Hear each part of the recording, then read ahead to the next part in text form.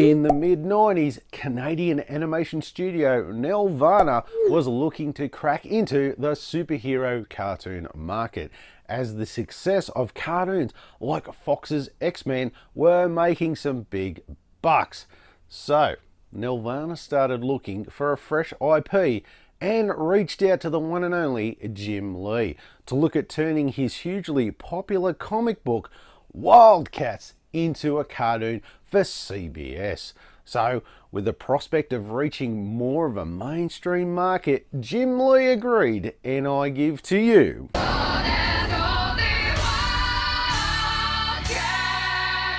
The Wild C.A.T.S is an animated television series based on the comic book of the same name, published by Image Comics, and it aired on the CBS network for one season from the 1st of October 1994 through to the 21st of January 1995, featuring 13 episodes of 22 minutes each. The series was produced by WildStorm Productions in associations with Nelvana. Now, the story is set around a universal war between two prehistoric alien races, one known as the Kherubim, while the other is the Daemonites. In a final battle between each other, they both crash land their spaceships on Earth many centuries ago, and over that time secretly assimilate themselves into the human race. Now, fast forward to today, when the evil Daemonites emerge from the shadows looking to obtain the Orb of Power, all while multi-billionaire Jacob Marlowe assembles the Wild C.A.T.S, a team of warriors who are descendants of the heroic Kherubim race. So, to stop the Daemonites from gaining the Orb of Power and taking over the Earth. So if you open your world domination pamphlets to page 3, I will show you. Now look, this is a very over-the-top secret war type storyline with the fate of the Earth in the balance, but I can't help but shake this feeling, you know, it's like, I think I've seen this story somewhere before. Oh yeah, that's right. It's straight from the OG Transformers cartoon. As soon as they said it in the cartoon, I did one of these. And I was like, that's goddamn Transformers. Now look, I'm not going to go through and pinpoint all the things that have been copied or ripped off in this show, because let's face it, everyone does it. And look, I get it, but I will say that there are so many things in the Wild C.A.T.S that are so similar to other things. It's hard not to point them out, you know, from time to time, which I will do through this video. As far as the script goes, look, it's aimed at 6 to 9 year olds, and it's not like, say, the comic book, which was really aimed at your teens to adults. So of course things are dumbed down a bit, and I will say the writing did improve throughout the series, as the first episode was pretty ordinary to say the least. That is rough to watch. But it did get better as time got on, and by the end of the 13th episode, you know, it wasn't too bad. Most of all, the first half of the season revolved around giving each character a backstory, almost like per episode, which then culminates into the second half of the series, where there's this continuous storyline about the search for this Orb of Power. Now, one criticism I do have of the show is how the team interacted with each other, as they were always fighting with each other. It was a bit ridiculous, because the weird part about it would be that they would argue, then they'd sort it out, but then the next episode they would argue about the same bloody thing again, and it was like none of that ever happened before. I mean, for Christ's sake, get your shit together. Talk about a bloody dysfunctional group. Can't we all just get along? Yeah, look, it definitely wasn't the worst 90s cartoon out there, that's for sure. But let's face it, it could have been better too. Look, it was still a solid effort, and it was improving, so I would have curious to see how the second season would have went. But with all that in consideration, look, I'm probably actually going to give it a 19 out of 30. Creature, be gone! So the adaptation from the comic book to screen wasn't so much story or theme based as it was more aesthetics, shall we say, as the looks of the characters and the like and their costumes and everything are identical to the comic books. But the story, on the other hand, was toned down a lot for a kid audience that was their target audience to watch it. So many aspects of the as the comic book themes were more adult-based stories as opposed to the kids stuff that you got to see in the show. It's perfect for the kids. Now, for me, the animation was very influenced by a 90s X-Men cartoon. But that goes without saying, as I suppose this is what it was meant to be. It was literally a clone of that to cash in on what was popular at the time. So that was kind of expected. But the one thing I didn't expect was the inconsistencies in the animation. And in some shots, the animation and poses are crossed. They look like they were lifted from a comic book. And then other times it was like, oh my God, look at that. That shot, the perspective, coloring's out of whack, the character looks off, like it was terrible. Now look, before you say anything and you're going to say, well, that happens in other cartoons, yes it did, but it happened a bloody lot in this one, and you do notice it in some episodes more than others, but it really started to put you off at times on some of the episodes. It was badly done indeed. So I have a list here of the voice actors. Now I can't say I know anyone there, but some of them are standard 90s fare from what I could tell in the research. And I think they all did a pretty good job. Apparently Jim Lee was quite involved in selecting the voice actors, and I feel like he really nailed it with the voices. They really sort of fit the characters that they were done.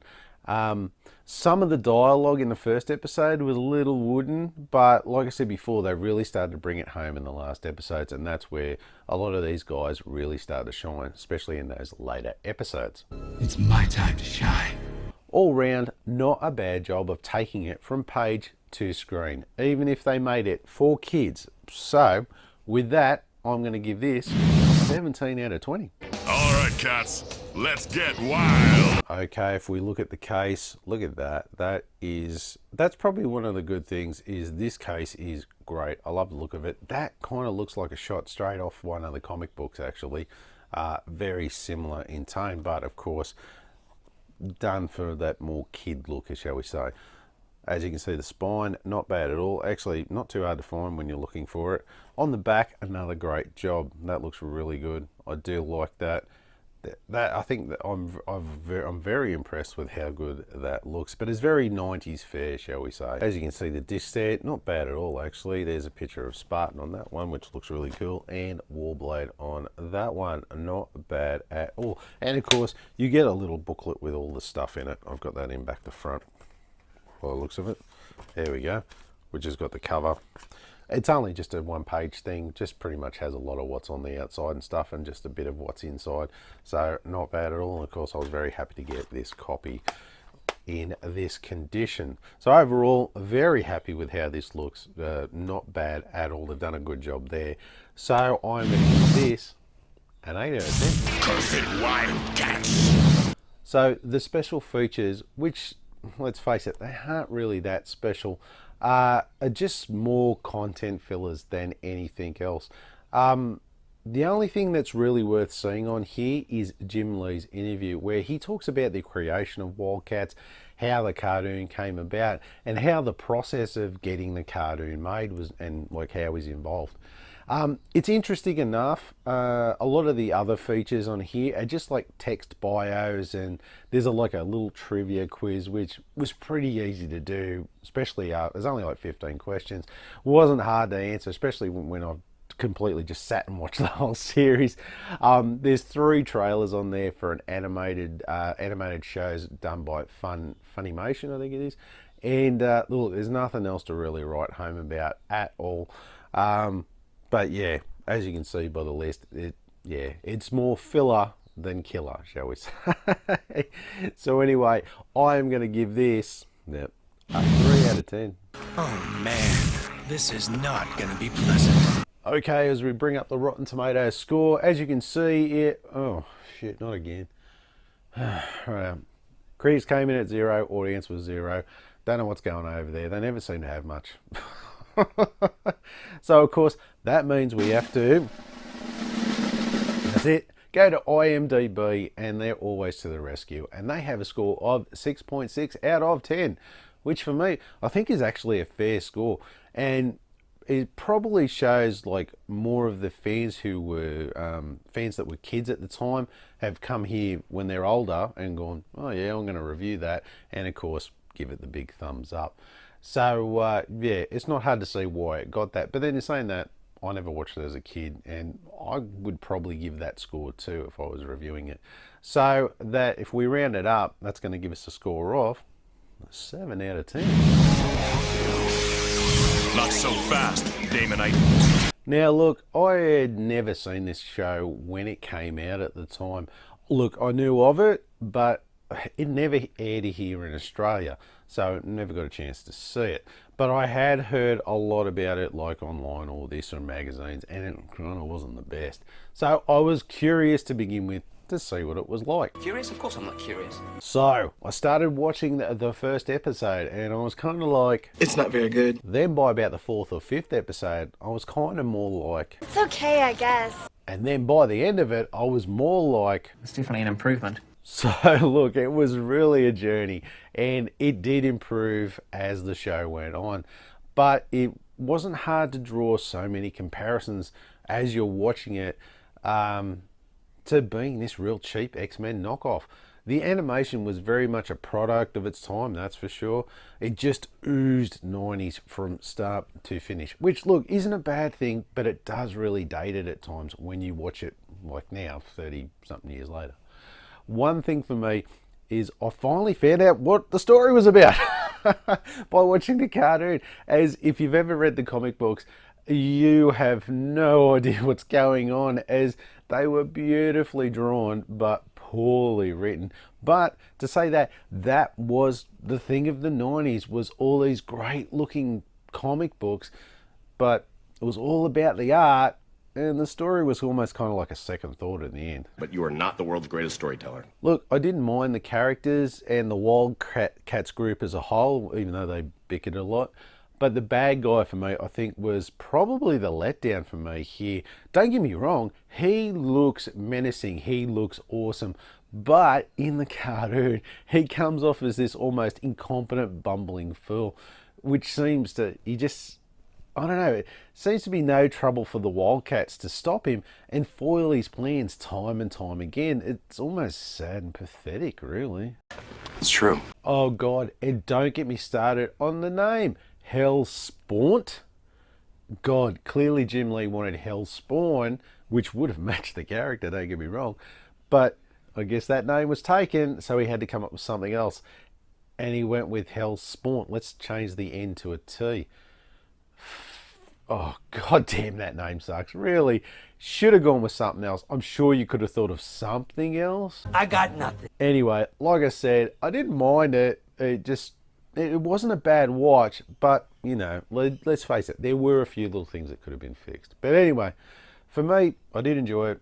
And yeah, I think, yeah, I'm going to go with 10 out of 20. How can you do that? It's not humanly possible. Okay, if we go to the collectability and availability, this one is out of the park on both. So as collectability goes, this one is a 5. This is a strong 5. It is very collectible, and if you're doing a superhero-esque collection like myself, it is a must-have for your collection. And as far as availability goes, this is a 5. This is super rare out there.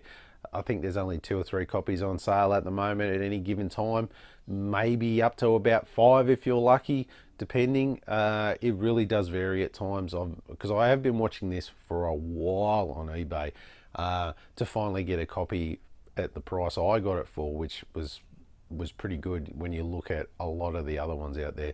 So availability, very much on the rare side. Now, your average price, yeah, look, mate, you are looking somewhere between, that's right, $100 to as high as $250 for DVD. I have seen it up around that mark. And of course, there is nothing for Blu-ray or 4K HD as of this video. Now, for the final score, we get a grand total of 62 out of 100. That's not so bad. and it's pretty much on par with the IMDb score. So look, I feel like I've scored it fairly. Because look, it is rough to begin with, but it does get better. I'd say give it a go. I think you will be surprised, because I sure as hell know I was. Kid, I was wrong about you. Welcome to the Wildcats. Hey, so if you like this video and you want to see some more of my reviews, why don't you click that one there? Or maybe you want to see some of my collection updates. Got you covered too. Why don't you click that one there? And of course, don't forget to do the most important thing. Throw me a bat like, and don't forget to hit that subscription button, please. Thanks again for watching, and I'll see you next time.